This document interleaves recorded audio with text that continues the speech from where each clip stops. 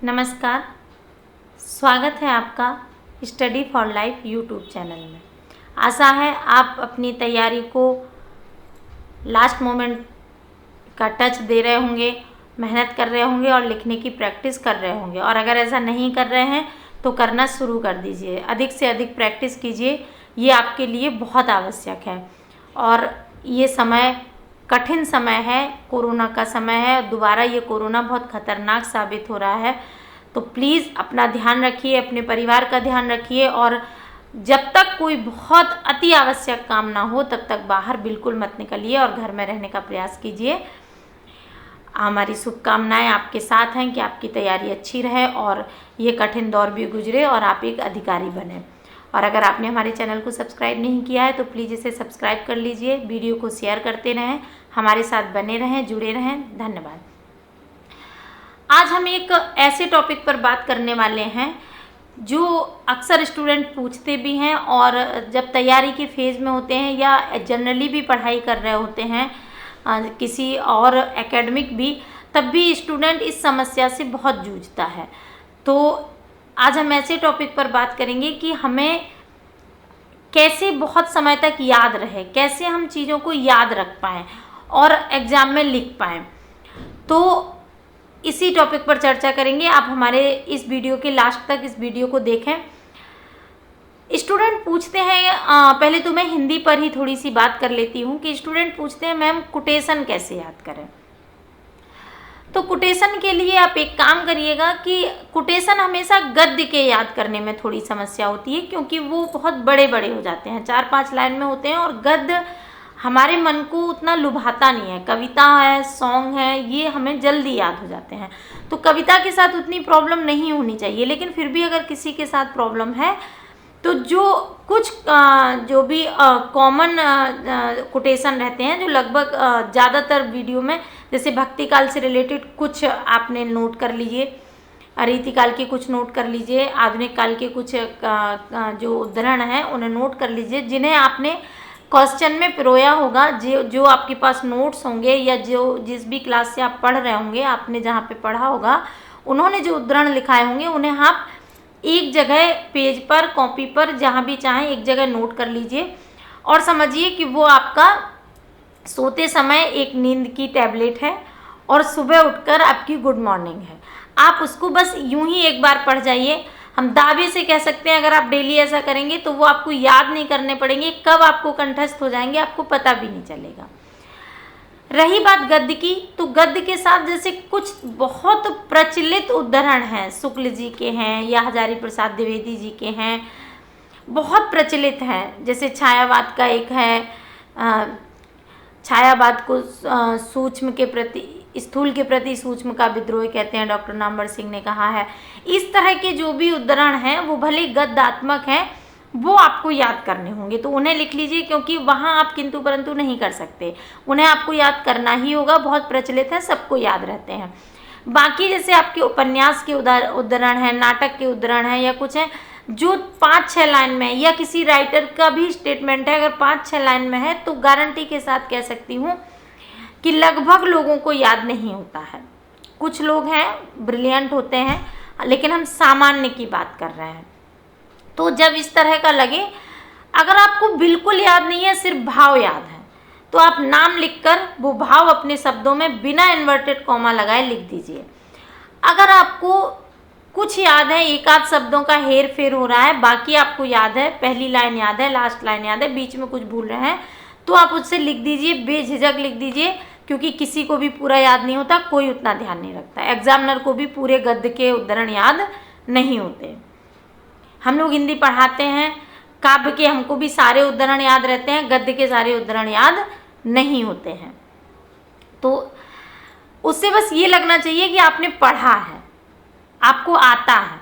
ये ना हो कि आप कुछ भी लिख दें, कुछ भी बनाकर मत लिखिए। लेकिन हाँ, जो बहुत प्रचलित हैं वो तो आपको याद करने पड़ेंगे, लेकिन बाकी जो हैं 3-4 लाइन के जो आप देना चाहते हैं, अपने आंसर को अधिक मजबूत बनाना चाहते हैं, अधिक नंबर पाने के लिए, तो उसको आप भाव याद कर लीजिए, भाव लिख दीजिए बिना इन्वर्टेड कॉमा के। और अगर आप इन्वर्टेड कॉमा में लिखना चाहते हैं और आपको 1-2 लाइन भी याद है तो थोड़ा बहुत इधर उधर हेर फेर होगा तो उससे कोई प्रॉब्लम नहीं है। दूसरी चीज़ आप एक और करिएगा, ये तो रहा याद करने का। एक याद करने का चीज़ और है, जैसे आप जीएस में भी हैं या किसी भी चीज़ में हैं, तो आप उसको एक काम करिएगा कि पॉइंट में आप नोट्स बना लीजिएगा, जिन्हें हम सिनॉप्सिस कह सकते हैं। जितना भी आप पढ़ रहे हैं, अभी आप लास्ट ही है, अब 1-2 महीने बचे हैं, आपके पास 1-1.5 महीने का टाइम है। आप बीपीएससी के लिए या अन्य भी कोई एग्ज़ाम आप दे रहे हैं, मेंस है या फिर कोई एकेडमिक एग्ज़ाम भी है जो अभी रद्द कर दिए गए हैं या पोस्टपोन कर दिए गए हैं, लेकिन भविष्य में तो होते ही हैं। उनके लिए आप क्या करेंगे, जैसे अभी मैं मेंस का ही बात कर लूँ, तो उसके लिए आप क्या कीजिएगा, जैसे आपने किसी का भी नोट्स पढ़ा, आपको पूरी तरह समझ में आ गया, अब आप क्या करिएगा कि कोशिश करिए कि आप उसको पढ़ के थोड़ी देर सोचिए कि इस टॉपिक में क्या क्या पॉइंट थे। पढ़ने के तुरंत बाद सोचिए। अगर आपको 4, 6, 10 पॉइंट उसके याद रह जाते हैं तो आप उन पॉइंट को पेपर पे नोट करिएगा। फिर आप देख लीजिएगा कि जो पॉइंट आपने लिखे हैं वो उस क्वेश्चन के हैं कि नहीं है, और उनमें जो कुछ घटाना बढ़ाना हो घटा बढ़ा दीजिएगा। वहीं उनके उदाहरण भी लिख सकते हैं आप साथ में। ये सिर्फ हिंदी के लिए नहीं, मैं जीएस के लिए भी बात कर रही हूँ। कुछ फैक्ट होते हैं जीएस में, उन्हें आप आंकड़े वगैरह कुछ होते हैं जो आपको हर क्वेश्चन में किसी न किसी क्वेश्चन में कहीं ना कहीं से फिट करना होता है, तो उनको भी आप एक जगह लिख के इसी तरह कैप्सूल की तरह लीजिए। सुबह और शाम, सुबह गुड मॉर्निंग और शाम को गुड नाइट कहते हुए वो उतना पेज, 2-4 पेज में जो आप लिखेंगे उनको पढ़ते रहिएगा। सिनॉप्सिस इसी तरह तैयार कीजिएगा। क्या करिएगा कि एक तरफ ऐसे पेज लीजिएगा, उसमें एक तरफ इतना चौड़ा सा हाशिया टाइप से छोड़ दीजिएगा, उतने में लिखिएगा। टॉपिक ख़त्म होने के बाद थोड़ा सा पेज बचता है तो उसे भी छोड़ दीजिएगा। उसमें जो जो पॉइंट आपको याद आ रहे हैं लिख दीजिएगा। दोबारा आप नोट्स से पढ़ेंगे, आपको फिर लगेगा कुछ छूट रहा था, कुछ और ऐड कर सकते हैं, तो आप उसी में उसको ऐड कर लीजिएगा। या जीएस के हैं तो उसमें कोई फैक्ट बाद में मिला या करंट से कोई चीज़ जुड़ी तो आप उस टॉपिक पर जोड़ दीजिएगा। सिनॉप्सिस बनाने से क्या फ़ायदा होगा कि जब आपका एग्ज़ाम का 8-10 दिन ही बचता है, 15 दिन बचता है, तो आपके पास इतने मोटे नोट्स नहीं होते। अगर इतने मोटे नोट्स हैं, वो कितने भी अच्छे हैं, फिर आपको लगेगा ये कैसे ख़त्म होंगे, ये कैसे ख़त्म होंगे, ये आपको प्रेशर में ला देंगे। और आप जब प्रेशर में चले जाएंगे तो आपको जो याद हो भी रहा था वो भी नहीं होगा। तो इससे क्या होगा कि आप अगर कम पेजेस में नोट्स तैयार करते हैं, सिनॉप्सिस बना लेते हैं, तो उससे क्या होगा कि आप पूरा भाव तो पढ़ ही चुके हैं। अब जो फैक्चुअल चीज़ें हैं जो आपको याद करनी है, या किसी भी क्वेश्चन की आपने हेडिंग वाइज चीज़ें लिख दी या पॉइंट वाइज लिख दी, तो आपको ये याद रहेगा कि इस क्वेश्चन में हमें ये पॉइंट देने हैं इस टॉपिक पर, तो वो पॉइंट आपको कंठस्थ याद होंगे। तो आप एग्जाम में सीधे उन पॉइंट को विस्तार कर देंगे पैराग्राफ में, कि एक पैराग्राफ में मुझे ये देना है, एक पैराग्राफ में ये देना है, एक पैराग्राफ में ये देना, तो वो आपको कंठस्थ रहेगा, तो आप तुरंत कर लेंगे। उससे क्या होगा कि जब आप एग्जाम के 10-15 दिन बचेंगे और आपके पास ऐसी पतली सी कोई कॉपी या कुछ पन्ने होंगे, तो आपको लगेगा बस मुझे इतना सा ही तो पढ़ना है। माइंड के साथ खेलना होता है। 3 इडियट में देखा था ना, कुछ हो या नहीं हो, ऑल इज वेल बोलने से हमारा डर खत्म हो जाता। वही चीज़ यहाँ है कि आपको जब पतली सी कॉपी दिखेगी तो लगेगा इतना ही तो पढ़ना है, इतना तो मैं रोज़ एक बार पढ़ लूँगा। और रोज़ एक बार पढ़ेंगे तो वो आपको सारी चीज़ें दिमाग में बैठ जाएंगी। तो आप काम शुरू कर दीजिए। और मैं फिर वही बात कहूँगी, बार बार कहूँगी कि लिखने की प्रैक्टिस मस्ट है, लिखते रहिएगा। बिना लिखे आपका काम नहीं होगा। आप स्वयं लिख रहे हैं, स्वयं लिखिए, टाइम लगा के लिखिए, इतने टाइम में मुझे इतना लिखना है। अगर आप की परिस्थिति इस तरह की है कि आप एक साथ 3 घंटे नहीं घर पे बैठ पा रहे हैं, तो आप 1 घंटे में निर्धारित करिए कि अगर मुझे 8 क्वेश्चन करना है तो मुझे 1 घंटे में 3 प्रश्न करने हैं। इस तरह से आप करके लिखिए। पुराने पेपर लिखिए, कहीं से यूट्यूब पर मिले क्वेश्चन वो लिखिए, मुझसे बोलिए, मैं आपको दूंगी टेलीग्राम पर लिखिए ज़रूर।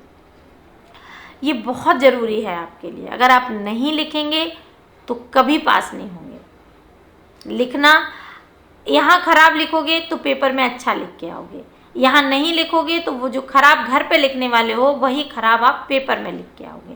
तो इसलिए घर पे लिखने की प्रैक्टिस ज़रूर करें, अपनी सिनॉप्सिस बना लें। और अगर आपको सिनॉप्सिस समझ में नहीं आ रही है कैसे बनाना है तो आप 1-2 पेज की बनाएं, प्रयास करें। हमारा नंबर आपके पास है, व्हाट्सएप नंबर, आप उस पर पोस्ट कर दें, टेलीग्राम चैनल पर पोस्ट कर दें। हम आपको बता देंगे कि आप सही बना रहे हैं या नहीं बना रहे हैं, या कहीं कोई कमी है तो उसको सुधार देंगे।